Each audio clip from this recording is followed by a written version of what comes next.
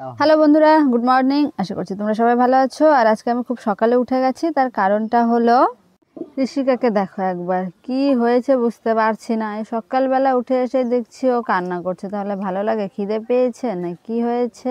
তো আমি বাড়ি চলে এসেছি, কেননা বাড়ির কাজ করতে হবে। আর সত্যি কথা বলতে আজকে এত সকালে ওঠার কারণটা হলো মা খুবই অসুস্থ। অসুস্থ বলতে ভুল হবে, অ্যাকচুয়ালি কালকে সন্ধ্যাবেলা মা গরু ঢোকাতে গিয়ে গরু ঢিস মেরেছিল বুকের মধ্যে, সেটারই ব্যথা। রাতে তো নিয়ে যাওয়া হয়েছিল ডাক্তারের কাছে, ওষুধ নিয়ে আসা হয়েছে।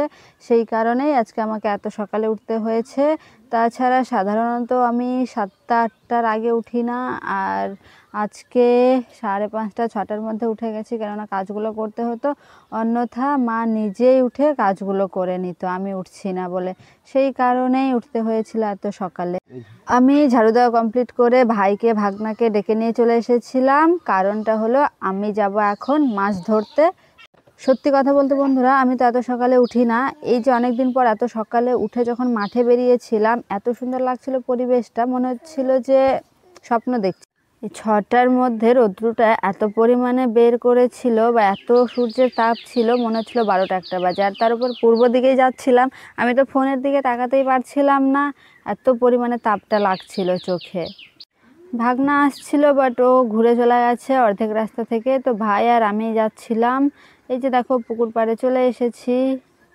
এই যে এখন এই পাহাড়টা নেমে যেতে হবে।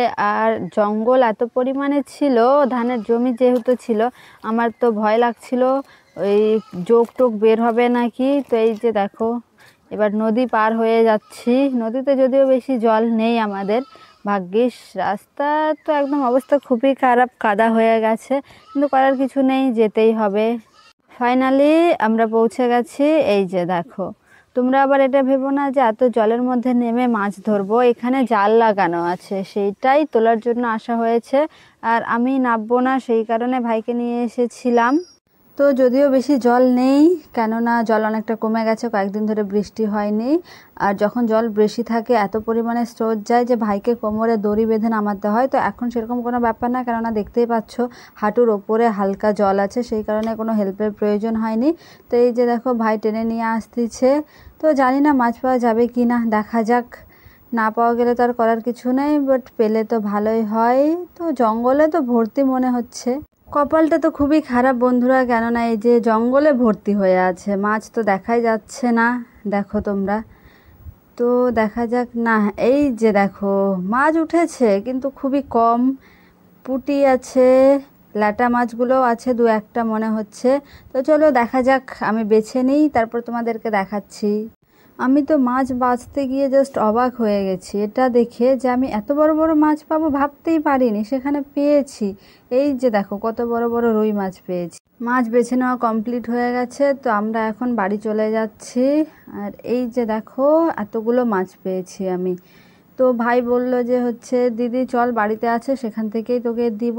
আর সত্যি বলতে এই যে ভাইটা এখন আমাকে খুবই হেল্প করে, আমার সঙ্গে কোথাও যাওয়ার জন্য বা ফোনের ক্যামেরা ধরার জন্য খুবই হেল্প করছে আমাকে। বাকি আছে বাট কথা শোনে না।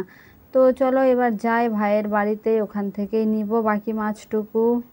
বাড়ি ফেরার সময় অদ্ভুতভাবে ভাই উল্টো দিকে যাচ্ছে। তোকে আমি বলছি ওইদিকে কোথায় যাচ্ছিস বল, জাস্ট ও একটা কথাই বলছে যে তুই চল আমার সঙ্গে, তোকে একটা খুব ভালো জিনিস দেখাবো। আর সেই দারুণ জিনিসটা হলো এই যে দেখো, অ্যাকচুয়ালি এই জালের মধ্যে বক পাখি আটকে যায়, সেটাই দেখার জন্য ও আমাকে নিয়ে এসেছে। এই ফুলগুলোকে দেখো তোমরা, তোমরা যদি এই ফুলগুলোর নাম জেনে থাকো তাহলে অবশ্যই আমাকে কমেন্টে জানিও। সত্যি কথা বলতে আমি নিজেও জানি না এই ফুলগুলোর কী নাম। আর আরেকটি ইন্টারেস্টিং ব্যাপার, সেইটা হলো ফুলগুলো সেম ছিল সূর্যমুখী ফুলের মতো, কেননা প্রত্যেকটা ফুল সব সূর্যের দিকেই তাকিয়েছিল, পূর্ব দিকে। আমি তো ভাবছিলাম কে যেন সূর্যমুখী ফুলেরই ভাই বোন হয় নাকি। এই যে দেখো সেম সবগুলো সূর্যের দিকেই তাকিয়েছিল। আর সব থেকে বেশি যেটা সুন্দর লাগছিল যেই ফুলটা, এই যে এইটা দেখো, দুটো ফুল কত সুন্দর। আমরা বাড়ি চলে এসেছি আর এখন পাটা ধুয়ে নিব, কেননা প্রচন্ড পরিমাণে কাদা হয়েছে। আর এটা ভাইদেরই পুকুর হয়, এই যে এটা হয় এই ভাইদের বাড়ি। তো চলো যাই, কেননা ওইটুকু মাছে তো রান্না হবে না, সেই কারণেই মাছ নিতেই হবে। আর ঘরে ঢুকে প্রথমেই দেখতে পেলাম কাকিমা অলরেডি মাছ বানাচ্ছিল। আর এইটাই হলো এই পুচকুটার মা হয়। আর এই যে সব যদিও ল্যাটা মাছই আছে, অন্য কোনো মাছ নেই, তো এই কারণে ল্যাটা মাছটাই নিতে হবে। মাছ নেওয়া কমপ্লিট হয়ে গেছে। আর এই যে দেখো কাকিমাদের বাড়িতে অনেক রকমের ফুল আছে, তো ভাবলাম তোমাদেরকেও দেখিয়ে দিই, যদিও আমাদের বাড়িতে নেই আর আমি লাগালেও সেগুলো হয় না। আর এই যে ঘাস ফুলগুলো কেন জানি না আজকে ফোটেনি, টোটালি 4টে কালারের ঘাস ফুল আছে, খুবই সুন্দর সুন্দর।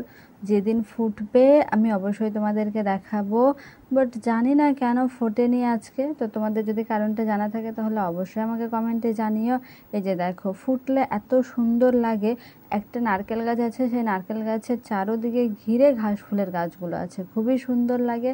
আর এই যে নারকেল, আমি জুতো খুলে গিয়েছিলাম ঋষিকা ওদের বাড়ির সামনে, এক পাক ঘুরে আবার আসলাম, কেননা জুতোটা তো নিয়ে যেতেই হবে।